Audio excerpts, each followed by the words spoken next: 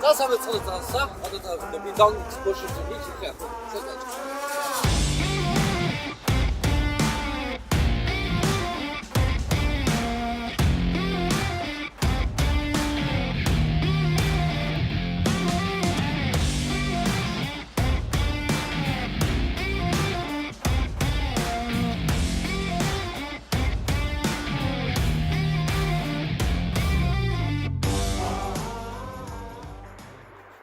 За ингээд зургандаарээ одоо миний камер бол Sony камер байгаа.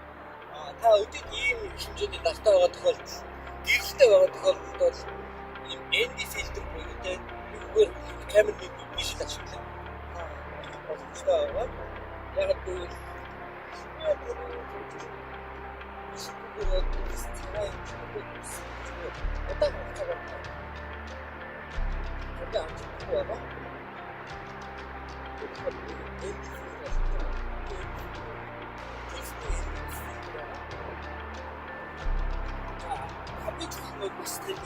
Масад зүрхтэй хөл байсан гэдэг. Өөрөөр ямар нэг хөлтэй шейк орсон тохиолдолд таны зүрх буюу фокус болоод тийм байна. Ингээд харъя.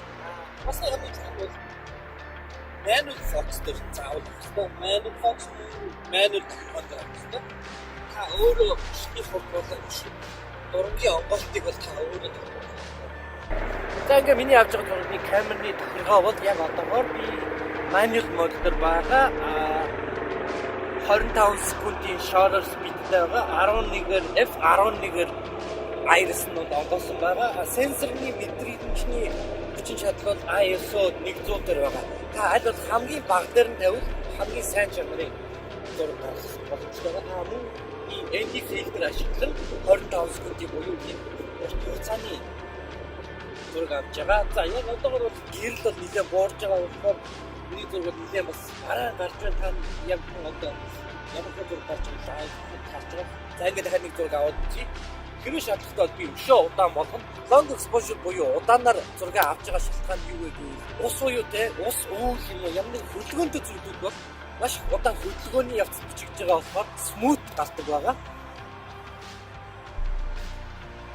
За одоо бол ингээд жоохон бүрий болж харах болох юм бол би ND фильтр авч байгаа long exposure зураг авах яг ND фильтр буюу таны камерны нүдний шилний шаардлага байхгүй бол та харах шил зүггүй шүү. За ингээд зургаас сонирхцгоё. Одоогийн байдлаар бол харж байгаа зураг бол их гоё гарсан байна. Тэнгэр болон усны exposure бол айгүй гоё таарсан байна. Усыг та бүхэн харж байгаа ямар ч долгионгүй, давалгаагүй айгүй гоё smooth гарсан байна.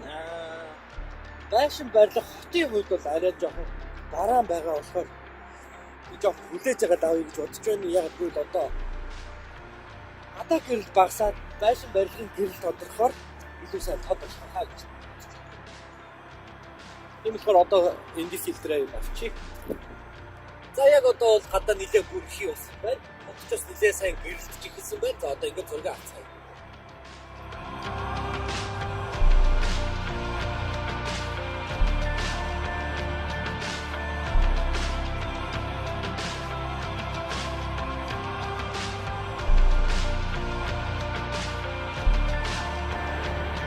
Дэлхийд танд ийм их зураг авах хэрэгтэй зүйл бол хөл нэгдүгээр, хоёрдугаарт бол ND фильтр, гуравдугаарт бол та manual тохиргоо буюу камерныхаа тохиргоонуудыг сайн мэдчих хэрэгтэй юм аа.